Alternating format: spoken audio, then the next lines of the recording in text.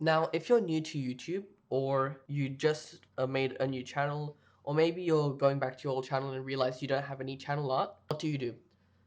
This video will be talking about how to make channel art, and for those who don't know what channel art is, if I click on their channel, you'll see that they have their whole channel art back here. They have this art, they have all these pictures, and then this expands further to become one massive artwork.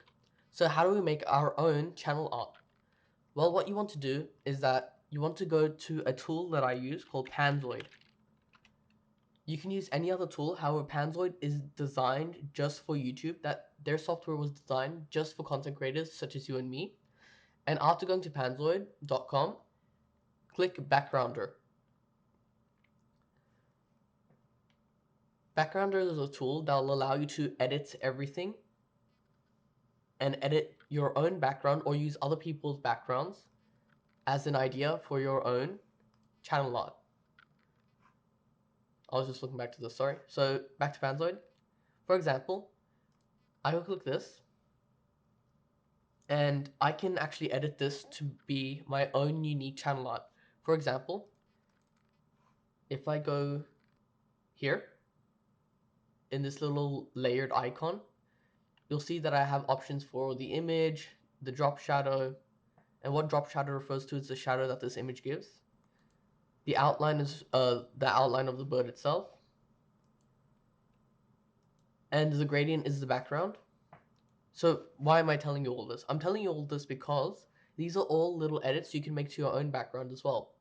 But what I'm going to do here, instead of trying to simplify things, what I'll do is that I'm only going to edit the text and the image. So with the text, what I want to do is that I want to click here. So it says here, this is FX means effect. So FX text. So my text is add example. I'll change that to, what's my channel name?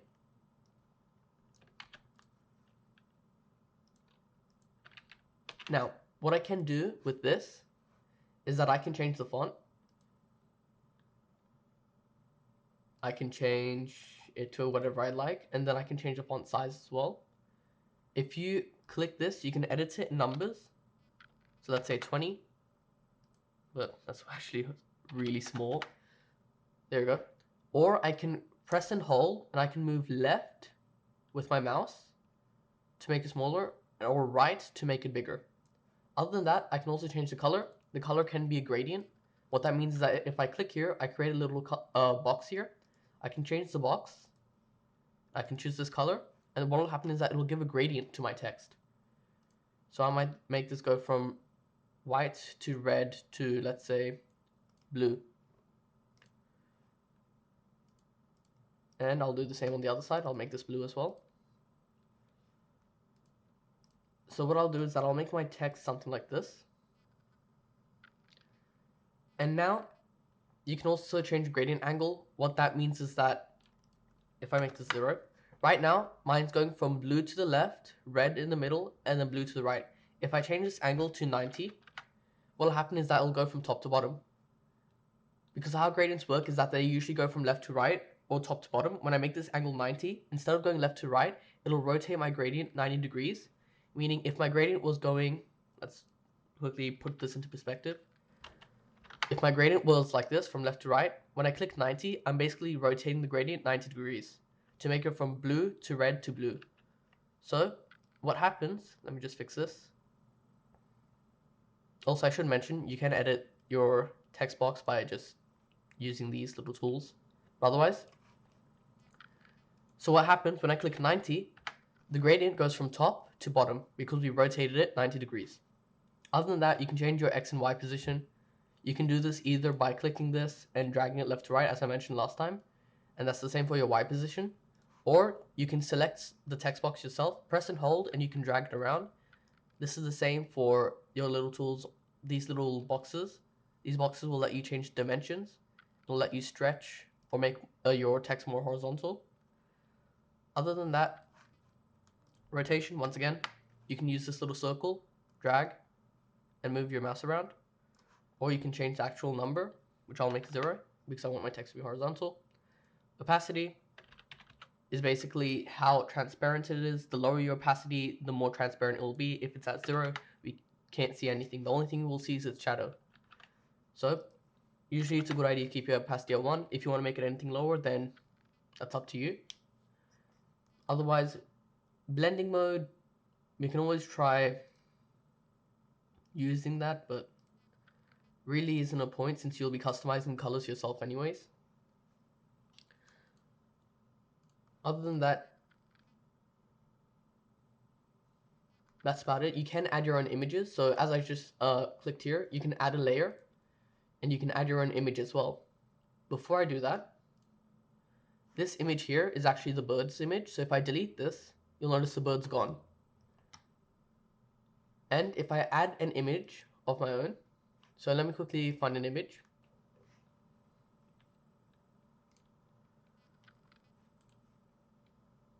Save image as.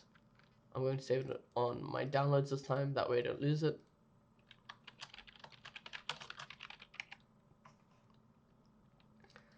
Go here, and I can either drag and drop or add as a layer. And I'll change these colors to white. White. What I'll do is I'll move this to the bottom.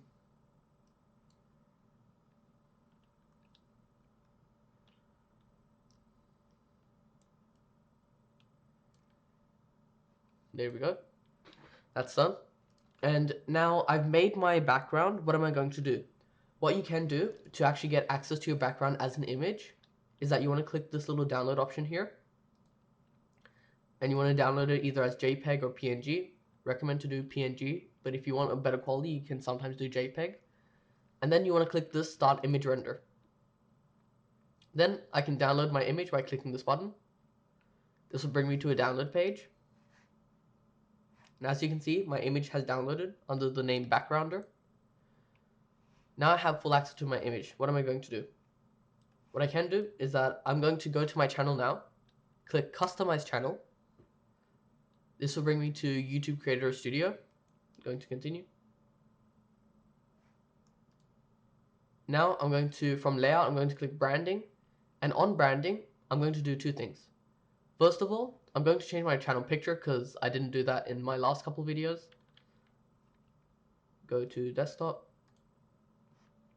Change that to this.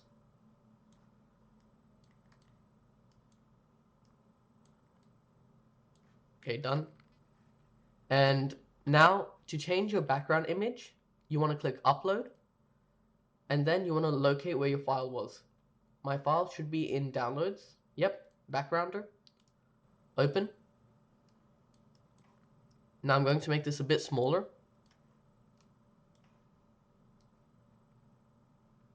It looks like I made a mistake here. This name is too big. Let me go back and fix that.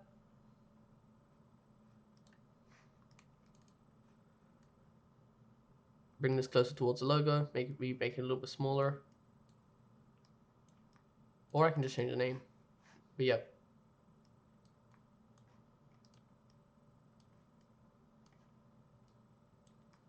There we go. Now it's in the middle. I'm going to download again. Download my image. Go back to YouTube. Upload. This is the next one. Now, what you need to notice is that the ways you view YouTube is either through a TV, a desktop, or through a normal everyday device. Sorry, through a mobile phone. Now, this little box here is going to show you how it'll look like on a mobile phone, what people will see. If you're on a desktop, such as this computer right here, you'll see this whole, how should I say this whole row. And if you're on a TV, you'll see the whole image. This is why sometimes people like to add extra like artworks and stuff in case someone else is watching on their channel on the TV. Otherwise, it's just recommended to have it simple like this.